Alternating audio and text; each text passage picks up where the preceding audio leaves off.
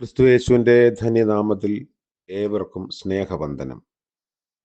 ഇന്നത്തെ നമ്മുടെ ധ്യാനത്തിനായി വിശുദ്ധ യോഹന്നാൻ എഴുതിയ സുവിശേഷം 21 15 വാക്യം. യോഹന്നാൻ 21:15. അവർ പ്രാതൽ കഴിച്ച ശേഷം യേശു ശീമോൻ പത്രോസിനോട്, യോഹന്നാന്റെ മകനായ ശീമോനെ, നീ ഇവരിൽ അധികമായി എന്നെ സ്നേഹിക്കുന്നുവോ എന്ന് ചോദിച്ചു. അതിന് അവൻ, ഉവ്വ് കർത്താവേ, എനിക്ക് നിന്നോട് പ്രിയമുണ്ട് എന്ന് നീ അറിയുന്നുവല്ലോ എന്ന് പറഞ്ഞു. എൻ്റെ കുഞ്ഞാടുകളെ മേയ്ക്ക എന്ന് അവൻ അവനോട് പറഞ്ഞു. കർത്താവിൻ്റെ പരിശുദ്ധ നാമം വാഴ്ത്തപ്പെടട്ടെ. ജീവിപ്പിക്കുന്ന ഊഷ്മാവായി ഉയിർത്തെഴുന്നേറ്റ കർത്താവ് പത്രോസിനെ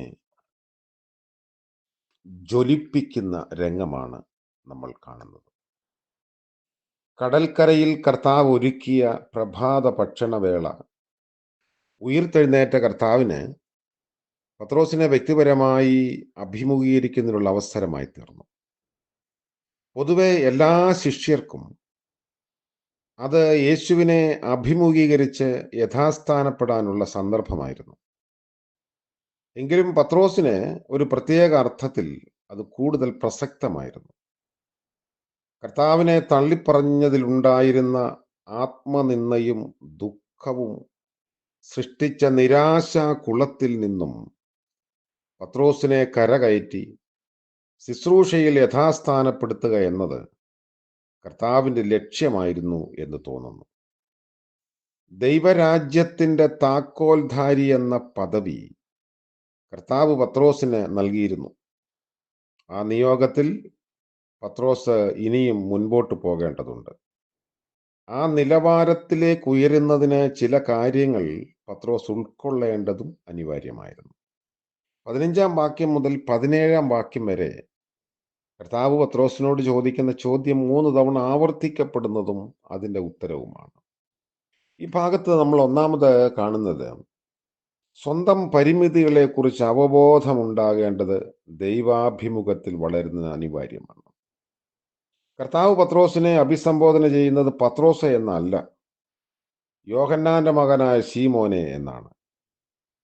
പത്രോസ് പാറയാണ് എന്ന് കർത്താവ് പറഞ്ഞിരുന്നു. എന്നാൽ ഈ പേരിന് യോഗ്യമായ വിധത്തിലുള്ള പ്രതികരണമൊന്നും ആയിരുന്നില്ല പത്രോസിന്റെ പ്രവർത്തനമൊന്നും. പത്രോസിന് തന്റെ പരിമിതികളെക്കുറിച്ചുള്ള ഓർമ്മപ്പെടുത്തൽ നൽകിക്കൊണ്ടാണ് യേശു പത്രോസിനോട് ഇടപെടുന്നത്. ക്രിസ്തീയ ശിഷ്യത്വത്തിന്റെ അടിസ്ഥാന ഘടകം കൃപയിൽ ശരണപ്പെടുക എന്നതാണ്. സ്വന്തം ശക്തിയിൽ ആശ്രയിച്ചു നിന്നാൽ ചഞ്ചലപ്പെടുകയും വീണുപോവുകയും ചെയ്യും. യേശുവിൻ്റെ കൃപയിൽ ചാരി നിൽക്കുന്ന ശീമോനാണ് പാറ. അങ്ങനെയുള്ള പാറയാണ് സഭയ്ക്ക് അടിസ്ഥാനമാകുന്നത്.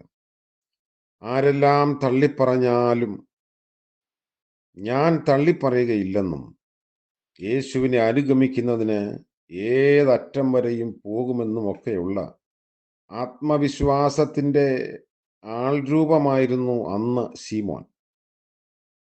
തള്ളിപ്പറച്ചിലൂടെ ആ ആത്മവിശ്വാസമാണ് ചീട്ടുകൊട്ടാരം പോലെ തകർന്നു പോയത്. ഈ തിരിച്ചറിവ് പരിമിതികളുടെ തിരിച്ചറിവാണ്. 2, യേശു കർത്താവിൽ പ്രേഷിതനാകുന്നതിന് എല്ലാറ്റിലും ഉപരി യേശുവിനെ സ്നേഹിക്കേണ്ടതുണ്ട്. ഇവരിൽ അധികമായി എന്നെ സ്നേഹിക്കുന്നുണ്ടോ എന്ന ചോദ്യം മറ്റു ശിഷ്യരെ ചൂണ്ടിക്കൊണ്ടാവാം യേശു ചോദിച്ചത്. ഒരിക്കൽ ശിമോൻ പത്രോസ് താൻ മറ്റെല്ലാവരെക്കാളും യേശുവിനെ പിൻപറ്റുമെന്ന് നിശ്ചയദാർഢ്യത്തോടെ പറഞ്ഞിട്ടുണ്ടായിരുന്നു. എന്നാൽ ഇപ്പോൾ തള്ളിപ്പറയുന്നതിലൂടെ അതെല്ലാം ഒരുതരം വീൺവാക്കുകളായി പോയിരിക്കുന്നു. ഒരുപക്ഷെ പടക് വല പിടിച്ച മത്സ്യസമ്പത്ത് പടക് നിറഞ്ഞു കിടക്കുന്നതൊക്കെ ആവാം ഇവയിലധികം എന്ന പദം കൊണ്ട് സൂചിപ്പിച്ചത്. മറ്റെല്ലാ ഘടകങ്ങൾക്കും ഉപരിയായി യേശുവിനെ സ്നേഹിക്കുന്നവർക്ക് മാത്രമേ കർത്താവിൻ്റെ ശിഷ്യരാകുന്നതിന് സാധിക്കുകയുള്ളൂ. പിന്നോട്ട് വലിക്കുന്ന സർവത്തിൽ നിന്നും സ്വാതന്ത്ര്യം പ്രാപിക്കുന്നതിന് ദൈവകൃപാപ്രവാഹം തന്നിലേക്കുണ്ടാകേണ്ടത് അനിവാര്യമാണ്. പത്രോസിനോടുള്ള കർത്താവിൻ്റെ ഈ ഒരു ഇടപെടൽ നിരന്തരം നമ്മുടെ നേരെയും ഉയർത്തപ്പെടുന്ന ചോദ്യമാവാം. എല്ലാറ്റിനേക്കാളും പ്രാണൻ നൽകി വീണ്ടെടുത്ത കർത്താവിനെ സ്നേഹിക്കാൻ തയ്യാറുണ്ടോ എന്ന ചോദ്യം നമ്മിലേക്ക് തന്നെ ഉയരുമ്പോൾ, അല്ലെങ്കിൽ തിരിച്ചുവിടുമ്പോൾ, അതിനൊരു ആൻസർ നൽകാൻ എന്താണ് നമ്മുടെ കയ്യിലുള്ളത്? എല്ലാം തന്നവനാണ് നമ്മോട് ചോദിക്കുന്നത്. നമ്മുടെ ക്രിസ്തീയ ജീവിതത്തിൽ ആ ഒരു ഭാവഭേദം, ആ ഒരു രൂപാന്തരം അനിവാര്യമാണ്. എല്ലാറ്റിനേക്കാളും ഉപരി കർത്താവിനെ സ്നേഹിക്കാൻ നമുക്ക് സാധിക്കുന്നുവെങ്കിൽ നമ്മുടെ ജീവിതം ധന്യമായി. കർത്താവ് നമ്മളെ അനുഗ്രഹിക്കുകയും തൻ്റെ കരങ്ങളിൽ നമ്മളെ ഉപയോഗിക്കുകയും ചെയ്യും. പ്രാർത്ഥിക്കാം. വാഴ്ത്തപ്പെട്ടവനായ ഞങ്ങളുടെ ദൈവമേ, സ്വർഗീയ പിതാവേ, പുതിയ ദിനത്തിൻ്റെ പ്രഭാതത്തിനായി സ്തോത്രം ചെയ്യുന്നു. രാത്രിയിൽ ഞങ്ങൾക്ക് ലഭിച്ച നിദ്രയ്ക്കായി, വിശ്രമത്തിനായി സ്തോത്രം. ഇന്നത്തെ പകൽക്കാല ജീവിതത്തിൽ എല്ലാറ്റിനേക്കാളും ഉപരിയായി അങ്ങയെ സ്നേഹിപ്പാനുള്ള കൃപാവരം ഞങ്ങൾക്ക് നൽകണമേ. അവിടുത്തെ കൃപയിലല്ലാതെ ഞങ്ങൾക്കത് കഴിയില്ലല്ലോ. കർത്താവേ, ആ ഒരു വലിയ തീരുമാനത്തിൽ ജീവിപ്പാൻ സഹായിക്കും.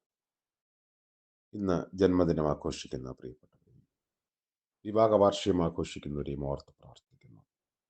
കരുണകളുടെ പുതിയ അനുഭവങ്ങളിലൂടെ അവിടുന്ന് വഴി നടത്തണമേ, ആലോചന നൽകണമേ. യേശു മശിഹ മൂലം പ്രാർത്ഥിക്കുന്നു. കൃപയോടെ കേൾക്കുമാറാകണമേ. ആമേൻ. സകല ബുദ്ധിയെയും കവിയുന്ന ദൈവിക അനുഗ്രഹവും കൃപയും കാവലും നമ്മോടുകൂടെ എന്നും എന്നേക്കും ഉണ്ടായിരിക്കുമാറാകട്ടെ. ആമേൻ.